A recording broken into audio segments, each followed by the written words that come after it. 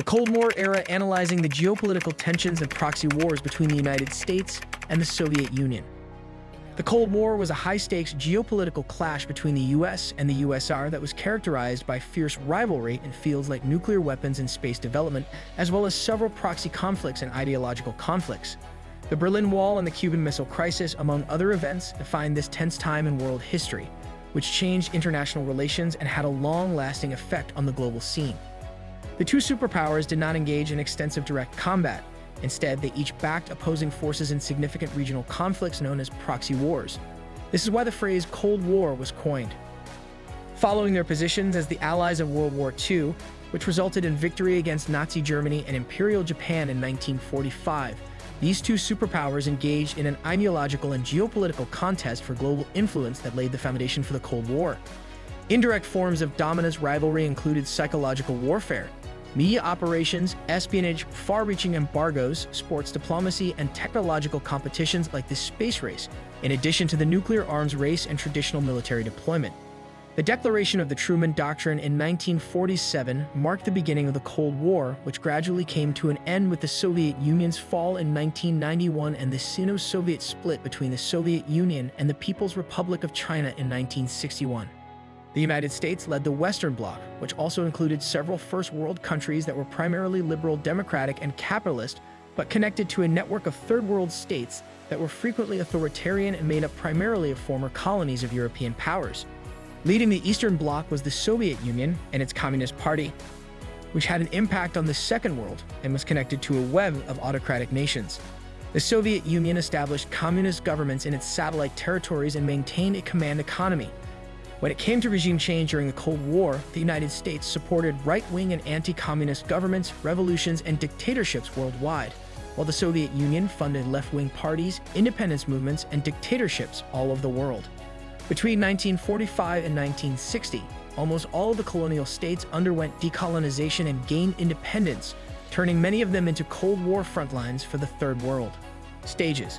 The end of World War II in 1945 marked the beginning of the Cold War's first phase.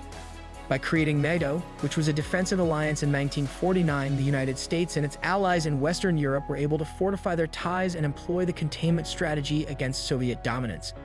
In 1955, the Soviet Union responded by forging the Warsaw Pact, which had a comparable effect on the Eastern Bloc.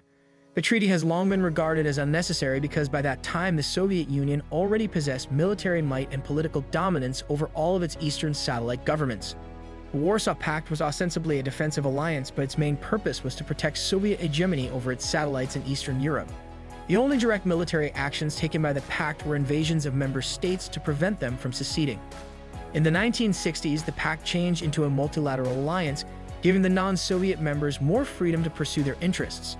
To stop its residents from escaping to West Berlin, which was then a part of U.S. allied West Germany, East Berlin's citizens built the Berlin Wall in 1961.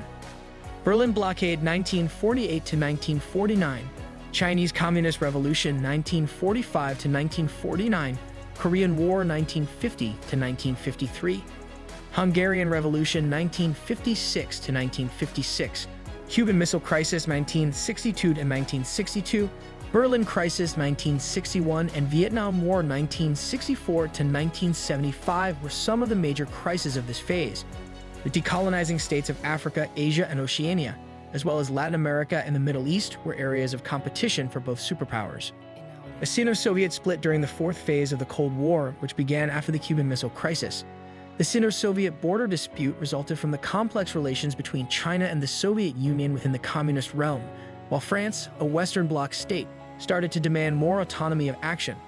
The invasion of Czechoslovakia by the Warsaw Pact took place to put an end to the Prague Spring of 1968, while domestic unrest in the United States was caused by the civil rights movement and resistance to U.S. engagement in the Vietnam War.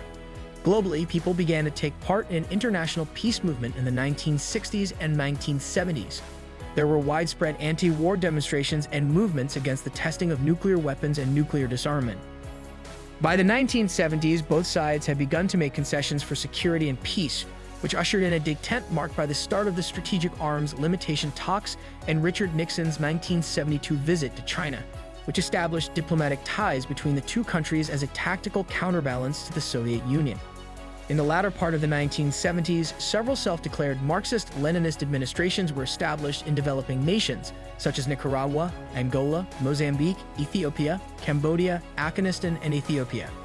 The Soviet-Afghan War broke out in 1979, signaling the end of the decade's dated.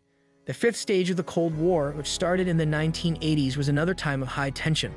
The Soviet Union, which was experiencing an era of stagnation at the time, was subject to greater diplomatic, military, and economic pressure as a result of the Reagan Doctrine.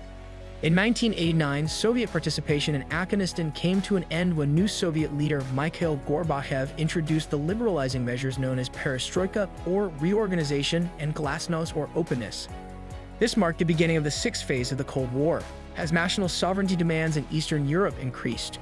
Gorbachev declined to provide the communist regimes with more military backing.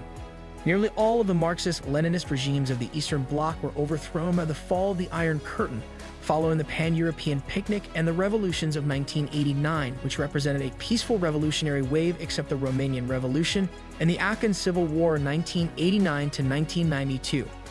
In the aftermath of the August 1991 Soviet coup attempt, the Communist Party of the Soviet Union itself lost power and was outlawed. As a result, the Soviet Union was formally dissolved in December 1991, and communist regimes in most of Asia and Africa fell. Many other republics emerged from the collapse of the Soviet Union as completely autonomous post-Soviet governments, but the Russian Federation became the state that succeeded the Soviet Union. That left the United States as the only superpower in the globe. Aftermath. Vladislav Zubak summarized the event's global repercussions by saying the fall of the Soviet Empire was an event of epochal geopolitical, military, ideological, and economic significance. Following the fall of the Soviet Union, Russia significantly reduced its military budget and restructured its economy, which resulted in millions of job losses. Western analysis claims that Russia's neoliberal reforms led to a recession in the early 1990s that was worse than the Great Depression that Germany and the United States went through. According to Western analysts, only 5 or 6 of the post-communist states are headed toward economic integration in the 25 years since the end of the Cold War, while the majority are lagging, some to the point where it will take them several decades to catch up to where they were before the fall of communism. Estonia, Latvia, and Lithuania see themselves as the resurgence of the 3 sovereign nations that preceded the Soviet Union's conquest and annexation of their territories in 1940. They argue that in 1990 to 1991 they were reclaiming an independence that was still recognized by law, and that the procedure by which they were absorbed into the Soviet Union had breached both international law and their laws. Communist organizations and their members were not prohibited outside of the Baltic nations. Only a few locations made an effort to keep communist Secret Service agents out of the decision-making process. The Communist Party renamed itself and carried on in a few nations. Impact. World events are still influenced by the Cold War. The United States is the only superpower that remains in the post-Cold War world, which is seen as unipolar. The Cold War shaped U.S. politics following World War II. By 1989, the U.S. had 526,000 troops stationed overseas, with 326,000 in Europe, mostly in West Germany, and 130,000 in Asia, primarily in Japan and South Korea, as well as military alliances with 50 nations. The height of military-industrial complexes during peacetime, particularly in the US and the USSR, and widespread military sponsorship of science also occurred during the Cold War.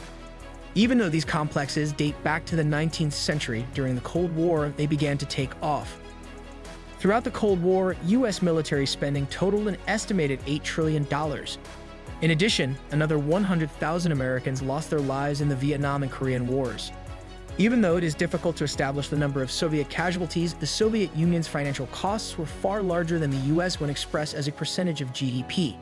Not only did uniformed soldiers lose their lives, but millions more perished in the proxy wars waged by the superpowers worldwide, particularly in Eastern Asia. With the end of the Cold War came the majority of proxy wars and financial support for regional conflicts.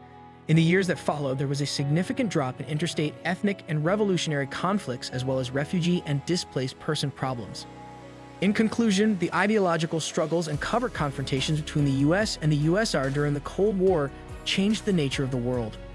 Long after its formal conclusion, its influence may still be seen in contemporary international relations, military tactics, and world politics. If you found this content helpful, be sure to like the video. Subscribe for more insightful videos and updates. And don't forget to leave a comment below with your thoughts or any questions you may have. We'd love to hear from you.